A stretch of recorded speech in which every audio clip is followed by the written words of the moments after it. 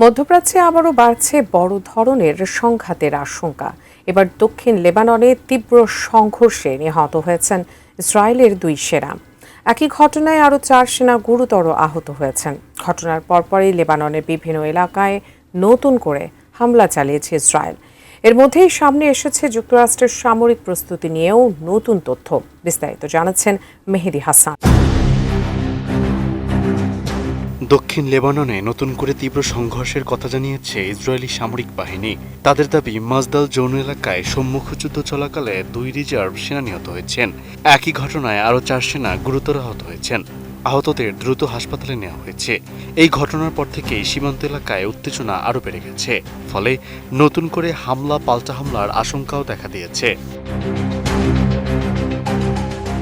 Israeli সেনাবাহিনীর তথ্য অনুযায়ী মাজদাল যৌন এলাকায় একটি বিস্ফোরণের পর ওই 2 সেনা নিহত হন। এরপরই দক্ষিণ লেবাননের বিভিন্ন এলাকায় ধারাবাহিক হামলা চালায় ইসরায়েল। কাতার ভিত্তিক সংবাদ মাধ্যম আল জাজিরা জানিয়েছে, সব হামলায় অন্তত 1 জন নিহত হয়েছেন। তবে বিস্ফোরণটি কিভাবে ঘটেছে বা এর জন্য কারা দায়ী সে বিষয়ে এখনও কোনো আনুষ্ঠানিক তথ্য জানানো হয়নি। তাই পুরো ঘটনার প্রকৃত কারণ এখন স্পষ্ট নয়। আমি বুঝি নির্মাণের শিল্প, সালাম স্টিল বোঝে ডিউরেবিলিটি। সালাম স্টিল, মোস্ট ডিউরেবল স্টিল। এদিকে লেবাননের এই সংঘর্ষকে ঘিরে মধ্যপ্রাচ্যের সামগ্রিক নিরাপত্তা পরিস্থিতিও নতুন করে আলোচনায় এসেছে।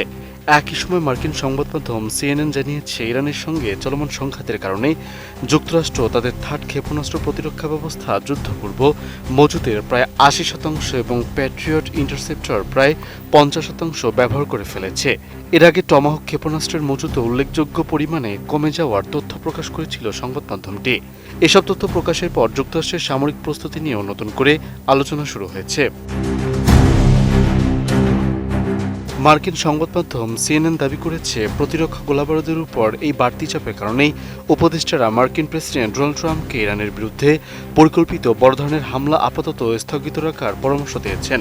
তবে এই দাবির সঙ্গে একমত নন হোয়াইট হাউস। তাদের দাবি, গোলাবারুদের ঘাটতির কারণে নয়, বরং সৌদি আরব সহ উপসাগরীয় কয়েকটি দেশের কূটনৈতিক অনুরোধ ও চাপের কারণেই এই হামলা স্থগিত করা হয়েছে। হোয়াইট হাউসের মুখপাত্র অ্যানা কেলি বলেছেন, যুক্তরাষ্ট্রের কাছে প্রেসিডেন্টের সব কৌশলগত লক্ষ্য পূরণের জন্য প্রয়োজনের চেয়েও বেশি গোলাবারুদ রয়েছে।